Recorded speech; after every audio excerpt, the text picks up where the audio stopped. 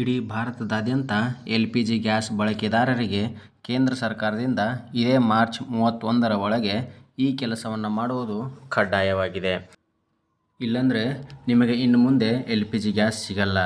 ನಿಮ್ಮ ಬಳಿ ಯಾವುದೇ ಭಾರತ್ ಗ್ಯಾಸ್, HPG ಗ್ಯಾಸ್ ಹಾಗೂ ಇಂಡಿಯನ್ ಗ್ಯಾಸ್ ಹೀಗೆ ಯಾವುದೇ ಗ್ಯಾಸ್ ಇದ್ದರೆ ತಪ್ಪದೆ ಈ ವಿಡಿಯೋವನ್ನು ಕೊನೆ ತನಕ ನೋಡಿ.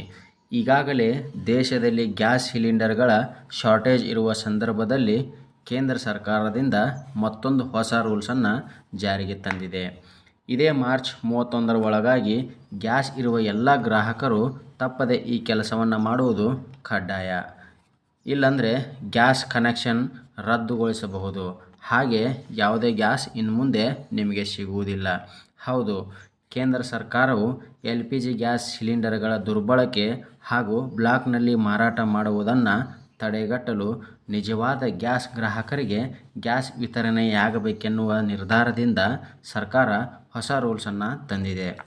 ಇಸ್ರೇಲ್ ಯುದ್ಧದ ಪರಿಣಾಮವಾಗಿ ಈಗಾಗಲೇ ದೇಶದಾದ್ಯಂತ ಗ್ಯಾಸ್ ಕೊರತೆ ಉಂಟಾಗಿರುವ ವಿಷಯ ಎಲ್ಲರಿಗೂ ಗೊತ್ತೇ ಇದೆ. ಈ ಹಿನ್ನೆಲೆಯಲ್ಲಿ ಕೇಂದ್ರ ಸರ್ಕಾರವು ಪ್ರಮುಖ ಎಚ್ಚರಿಕೆಯನ್ನು ನೀಡಿದೆ. ಎಲ್ಲ ಗ್ಯಾಸ್ ಗ್ರಾಹಕರು ಆಧಾರ್ ಆಧಾರಿತ ಬಯೋಮೆಟ್ರಿಕ್ ಹಾಗೂ KYCಯನ್ನು ಪೂರ್ಣಗೊಳಿಸಬೇಕೆಂದು ಸರ್ಕಾರ ಆದೇಶವನ್ನು ನೀಡಿದೆ.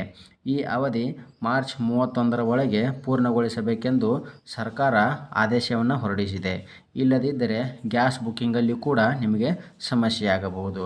ಅದಲ್ಲದೆ ಒಂದು ಸಿಲಿಂಡರ್ನಿಂದ ಇನ್ನೊಂದು ಸಿಲಿಂಡರ್ ಬುಕ್ ಮಾಡಲು ಸರ್ಕಾರ 21 ದಿನದ ಅಂತರವನ್ನು ಮೊದಲೇ ನೀಡಿತ್ತು.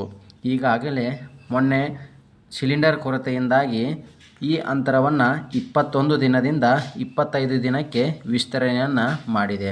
ಈ ಮಾಹಿತಿ ನಿಮಗೆ ಇಷ್ಟವಾಗಿದ್ದರೆ ಈ ವಿಡಿಯೋಗೆ ಒಂದು ಲೈಕನ್ನು ಕೊಡಿ. ಹಾಗೆ ಇನ್ನೂ ಯಾರೆಲ್ಲ ನಮ್ಮ ಚಾನಲ್ಗೆ ಸಬ್ಸ್ಕ್ರೈಬ್ ಆಗಿಲ್ಲವೋ ನಮ್ಮ ಚಾನಲ್ನ ಸಬ್ಸ್ಕ್ರೈಬ್ ಮಾಡಿ. ಧನ್ಯವಾದ.